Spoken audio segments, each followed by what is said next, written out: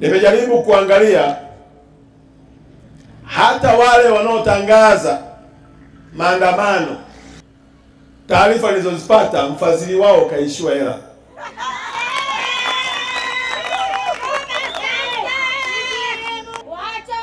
Hizi ndani ya siku 2-3 mtaona ya kwamba hata ile nguvu waliokuwa nayo imeyeyuka. Kumbe wenzetu walikuwa wanaingiza pesa. Walikuwa wanaingiza pesa, wanakaa kwenye mitandao. Patanuka hapa. Mkicomment wengi wanaonyesha zile comment kwa hiyo tajiri. Ona watu wanavyofanya nini? Wanavyotunga mkono, ongeza tena pesa. Ilikuwa hivyo hivyo. Kwa hiyo wamejikuta wamemlia hela yule mtu.